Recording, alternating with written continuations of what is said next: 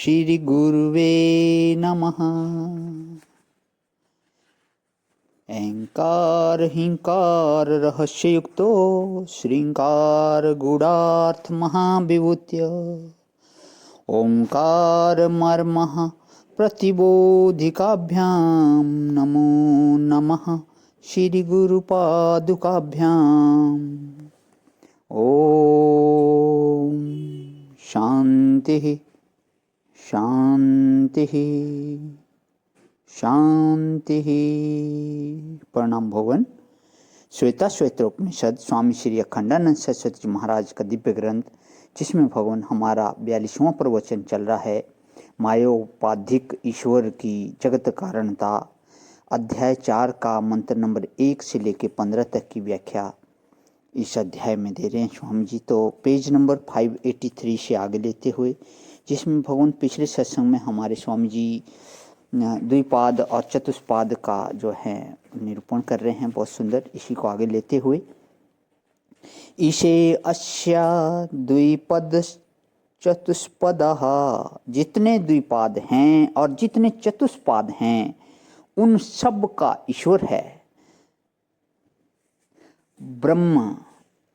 द्विपाद है, विवाह नहीं हुआ उसका सन्यासी अकेला है, द्विपाद है। जितने पशु हैं और जितने मनुष्य हैं, जितने अलग अलग व्यक्ति प्राणी हैं, सबको वह ईश्वर, सबका वह ईश्वर है। ईश्वर है माने नियंता है, तत्कर्मानुरूप फलदाता है। एक अर्थ यह और दूसरा यह कि वे अपने अपने कर्म फल के अनुरूप फलते फूलते रहते हैं। दूधो नहाओ पूतों फलो, दूधो नहाओ पूतो फलो। अच्छा, ये एक कहावत थी बहुत सुंदर जो पुराने बुजुर्ग देते थे, दूधो नहाओ पूतो फलो, मतलब आशीर्वाद था ये।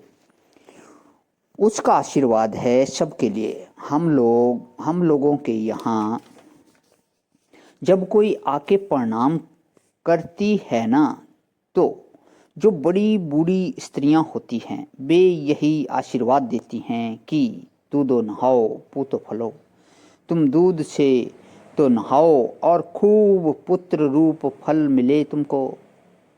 वह ठीक है, बहुत बढ़िया है, पर ईश्वर का अर्थ यहाँ यह है कि द्विपाद और चतुष्पाद में जितनी विकृति होती है, देवता में जितनी विकृति होती है, लोक में जितनी विकृति होती है, विकृति माने विकार, अदल बदल परिवर्तन, छेड़छाड़ विवर्त, जितनी तरंगें उठती हैं, तो देवता अलग अलग हैं और अदलते बदलते रहते हैं, लेकिन उनका अधिप एक है और लोक ऊपर नीचे होते रहते हैं, लेकिन इनका अधिष्ठान तो एक है।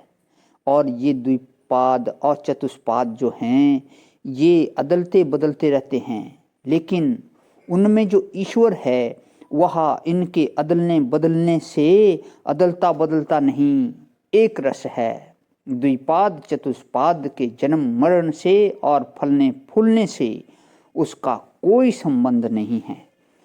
यही उसका ईश्वरत्व है कि इनका कर्म, इनका धर्म, इनका गुण, इनकी अवस्था के साथ इसका कोई संबंध नहीं है। कस्मे देवाय हविषा निधे, कस्मे माने आनंद रूपाए प्रजापते, यह कि शब्द जो होता है इसको जो सर्वनाम बोलते हैं तो उसका रूप होता है कस्मे, लेकिन क जो है वह सुख है, सुख का वाचक जो है क शब्द है, अथवा प्रजापति का वाचक जो क शब्द, अथवा सिर का वाचक जो क शब्द है, अथवा जल का वाचक जो क शब्द है। क माने जल, रस, रसनात्मक प्रवाह। क माने शिरोभाग, मस्तिष्क, ज्ञान।